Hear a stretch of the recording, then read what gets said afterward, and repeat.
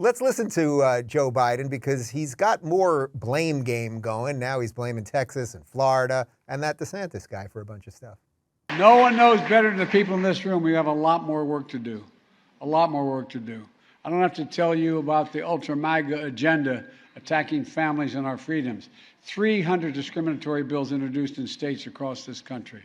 In Texas, knocking on front doors to harass and investigate parents who are raising transgender children. In Florida, going after Mickey Mouse, for God's sake. That strike close to home. No, but think about this. Going after families, knocking on doors in Texas, taking transgender children away, going after Mickey Mouse. He's such a this is where is it disingenuous? Is it buffoonery? Does he know what he's reading? I mean, the line about Mickey Mouse, which, putting aside the glibness of the joke, it's like, no, DeSantis is going after a massive corporation that is telling us that they're indoctrinating children. That's what he's actually doing. John, I'll go to you first on this one. DeSantis just has to keep pushing, right? And just let this nonsense be. Yeah, 100%. I mean, look, you know the governor, full disclosure, I know the governor. This is an incredibly intelligent guy.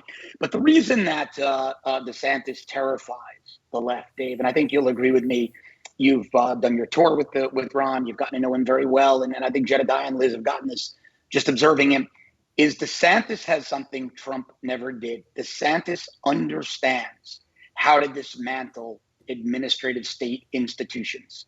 And he also understands how evil they are and just how damaging they are to the fabric of America, to American traditionalism, to American exceptionalism. This is why Ron DeSantis terrifies them. So he has to absolutely push on. He has to do more of what he's doing. And one of the things I love about DeSantis, I've come to learn about him, I know a lot of his staffers, this is a guy who could not care less about a poll. Politicians out there, they polled 9 different pollsters whether they should change their tie from red to blue.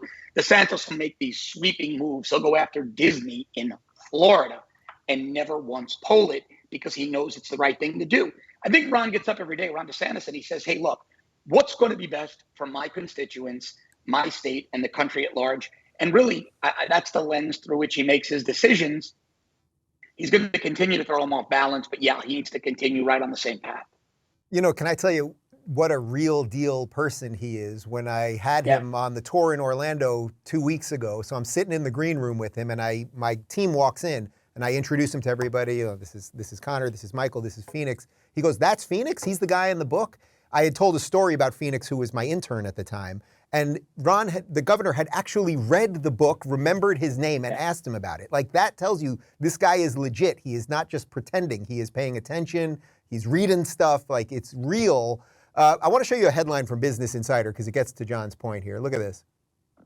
DeSantis is a very dangerous individual because he has already absorbed all of the lessons of Trump, but doesn't have any of the baggage. An expert on fascism argues. I love these fascism experts that they bust out all the time. They're always concerned about people like us. But is that the key point, that not only what John said, that he knows how to go in and dismantle this stuff, but he knows how to fight the media? He learned that, let's say, from Trump. And he doesn't have, say, the personal baggage. He's married. He's got a young family, all of that, Jedediah. Yeah, you know why he's very dangerous? Because when someone decides to slap on a mandate in Florida, he turns around and says, oh, yeah, that'll be $28 million. That's what he does. He is a man of action.